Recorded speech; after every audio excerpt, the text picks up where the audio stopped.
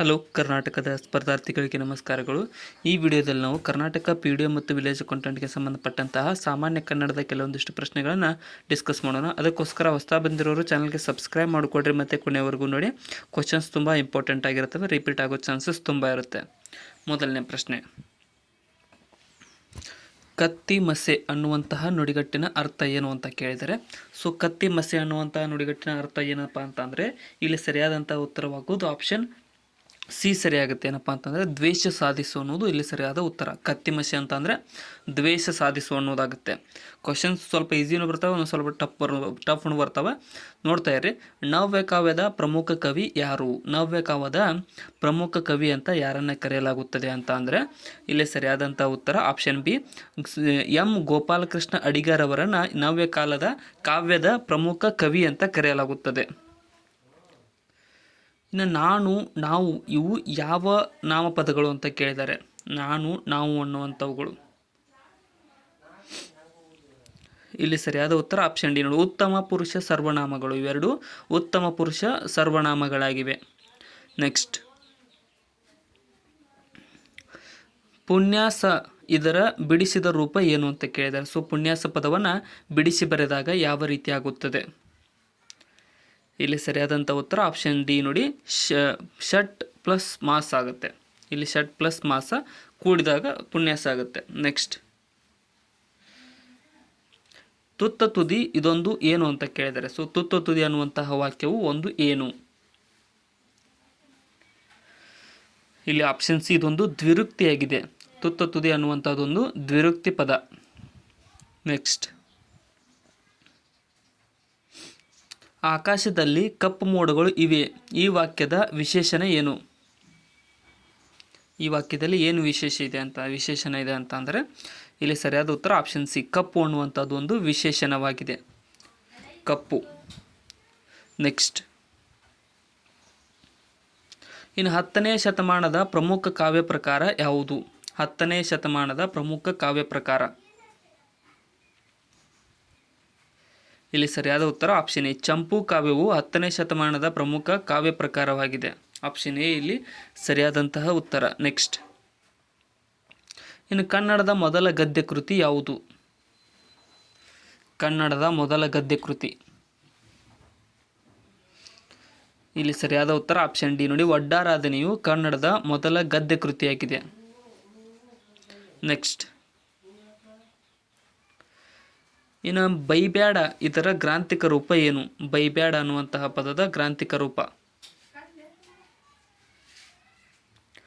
ಇಲ್ಲಿ ಸರಿಯಾದಂತಹ ಉತ್ತರ ಆಪ್ಷನ್ ಡಿ ನೋಡಿ, ಬಯ್ಯಬೇಡ ಅನ್ನುವಂತಹದ್ದು ಬೈಬ್ಯಾಡ ಪದದ ಗ್ರಾಂಥಿಕ ರೂಪವಾಗಿದೆ. ಬಯ್ಯಬೇಡ. ನೆಕ್ಸ್ಟ್, ನಡು ಹಗಲು ಇದು ಯಾವ ಸಮಾಸವಾಗಿದೆ? ನಡು ಹಗಲು ಅನ್ನುವಂತಹ ಪದ. ಇಲ್ಲಿ ಸರಿಯಾದಂಥ ಉತ್ತರ ಆಪ್ಷನ್ ಏನು, ಅಂಶಿ ಸಮಾಸ. ಇದೊಂದು ಅಂಶಿ ಸಮಾಸ ಪದವಾಗಿದೆ. ನಡು ಹಗಲು ಅನ್ನುವಂಥದ್ದು ಅಂಶಿ ಸಮಾಸ. ನೆಕ್ಸ್ಟ್, ರಮೇಶ ಶಾಲೆಗೆ ಹೋಗುತ್ತಾನೆ ಆದರೆ ಓದಲು ಬರೆಯಲು ಬರುವುದಿಲ್ಲ. ಈ ವಾಕ್ಯವು ಒಂದು ಯಾವ ವಾಕ್ಯವಾಗಿದೆ?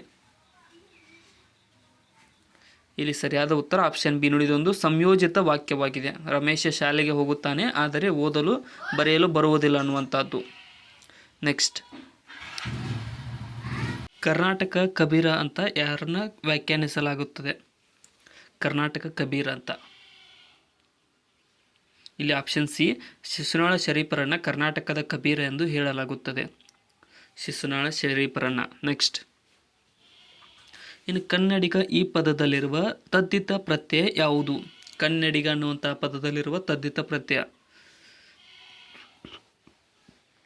ಇಲ್ಲಿ ಆಪ್ಷನ್ ಬಿ ನೋಡಿ, ಈಗ ಅನ್ನುವಂಥದ್ದು ಒಂದು ತದ್ದಿತ ಪ್ರತ್ಯಯವಾಗಿದೆ. ಕನ್ನಡಿಗ ಪದದಲ್ಲಿರ್ತಕ್ಕಂಥ ತದ್ದಿತ ಪ್ರತ್ಯಯ ಈಗ. ಇನ್ನು ದೇವರಾಜ ಜವರೇಗೌಡರ ಸಂಪಾದಿತ ತ್ರಿಪದಿ ಕೃತಿ ಯಾವುದು? ಇಲ್ಲಿ ಸರಿಯಾದಂಥ ಉತ್ತರ ಆಪ್ಷನ್ ಡಿ ನೋಡಿ, ಜನಪದ ಗೀತಾಂಜಲಿಯು ದೇ ಜವರೇಗೌಡರವರ ಸಂಪಾದಿತ ತ್ರಿಪದಿ ಕೃತಿಯಾಗಿದೆ. ನೆಕ್ಸ್ಟ್, ಅನುಸ್ವಾರ ವಿಸರ್ಗವು ಇದು ಯಾವುದು ಅಂತ ಕೇಳಿದರೆ. ಅನುಸ್ವಾರ ವಿಸರ್ಗ. ಇಲ್ಲಿ ಸರಿಯಾದಂಥ ಉತ್ತರ ಆಪ್ಷನ್ ನೋಡಿ, ಯೋಗವಾಹಗಳು ಇವು. ಅನುಸ್ವಾರ ವಿಸರ್ಗಗಳು ಯೋಗವಾಹಗಳು.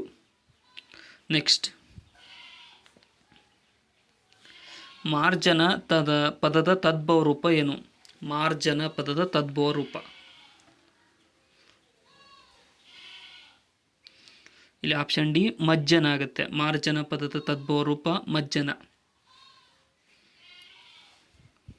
ನೆಕ್ಸ್ಟ್, ಇನ್ನು ಕ್ರಿಯಾಪದದ ಮೂಲ ರೂಪ ಯಾವುದು?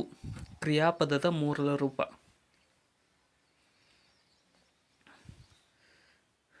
ಇಲ್ಲಿ ಸರಿಯಾದ ಉತ್ತರ ಆಪ್ಷನ್ ಸಿ ನೋಡಿ. ಧಾತು ಅನ್ನುವಂಥದ್ದು ಕ್ರಿಯಾಪದದ ಮೂಲ ರೂಪವಾಗಿರುತ್ತದೆ, ಧಾತು. ನೆಕ್ಸ್ಟ್,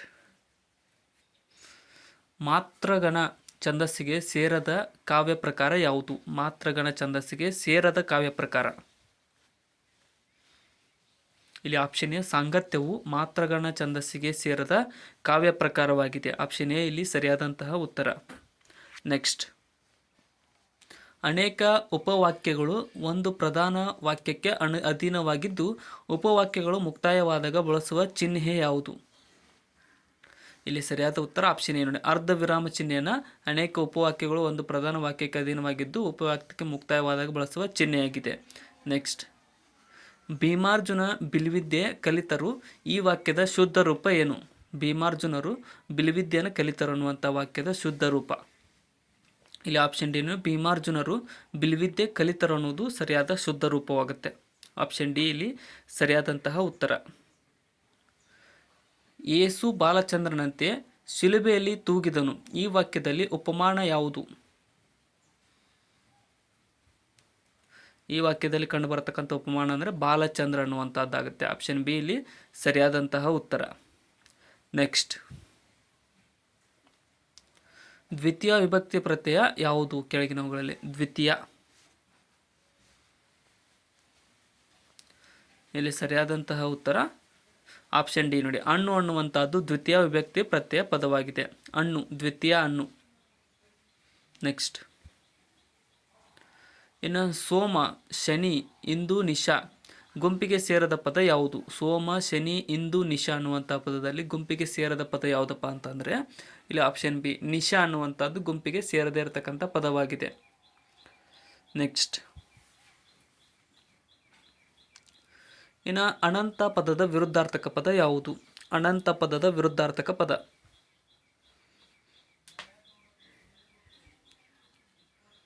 ಇಲ್ಲಿ ಆಪ್ಷನ್ ಬಿ ನೋಡಿ. ಅಂತ ಅನ್ನುವಂಥದ್ದು ಅನಂತ ಪದದ ವಿರುದ್ಧಾರ್ಥಕ ಪದವಾಗಿದೆ. ಅಂತ, ಅಂತ್ಯ ಅಂತ ಕೂಡ ಬರ್ಬೋದು. ಇನ್ನು ವ್ಯಾಪಾರಿ ಇದು ಯಾವ ನಾಮಪದ? ವ್ಯಾಪಾರಿ ಅನ್ನುವಂಥದ್ದು